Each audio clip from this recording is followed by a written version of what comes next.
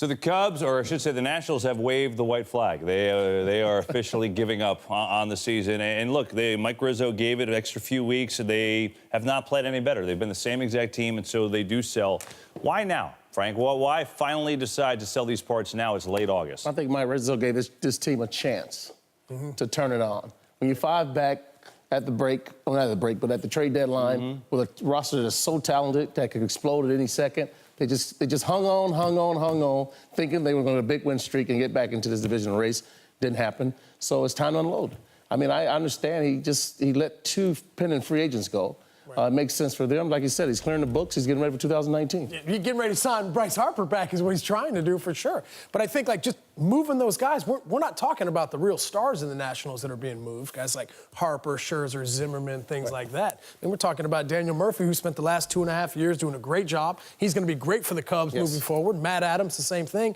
But after hearing what Rizzo said, I'm thinking the same thing you did. It's almost like he's waving the white flag, like, can't wait to get some experience for my younger players. Right. And I guess in his mind, he's moving forward to next year, I guess. My only question is, why not with Bryce Harper? Now, there was a report today, you know, we said he was on waivers. The Dodgers had interest, and they couldn't come up with a trade. You have to do it within 48 hours. They couldn't do it. Why not him at this point if you're already waving the white flag? The guy's a franchise player. It's hard to let go of super talent, and his ceiling is still high.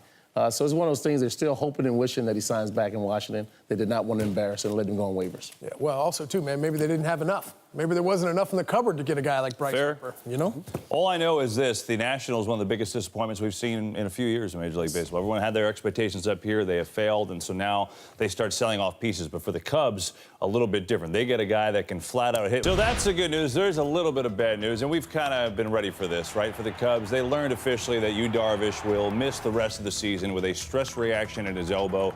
Darvish hasn't pitched since May 20th, won just one of his 8 starts with the Cubs, signing a monster free agent deal in February. So he is out of the equation. So let's forget about that. He's gone. But they get Daniel Murphy, and so what does that mean for them, and does that make them the team to beat in the NL? Yeah, I think that's absolutely huge. I mean, I think we both agree on that side. Bringing over a guy like Daniel Murphy is not only what Joe Maddon said, he's a pro at bat. This guy knows exactly what he's doing in the batter's box. He's a veteran leader for guys in that locker room. And like you said, I mean, he devastated the Cubs. I mean, I think he's hitting over 400 at Wrigley Field. And also, too, on top of that, when the lights are on in the postseason, this dude has a career .323 postseason average, man. That's tops with Albert Pujols. So I think for anybody, the Chicago Cubs are stoked to get a guy like Daniel Murphy. He's a perfect fit. A professional bats night in, night out. Maybe it'll pass down the line because he's contagious. Maybe some of those younger Cubs players can watch him, you know, take some serious professional at-bats and rub off on them a little bit because they're going to need this. But this guy could be key for them down the stretch. You thought, Frank, that this was something that the lineup desperately needed, right? Oh, desperately needed. They've struggled so badly, including tonight. You know, 5 straight games, 1 run, 1 solo home run. That is not hitting. That's not passing the hat. This team needs somebody in there who can flat out hit, and that's Daniel Murphy. Well, let me ask, as far as where guys go, obviously they're hoping that Bryant gets healthy. So is this Murphy at second, Baez a short, Addison, Russell bench?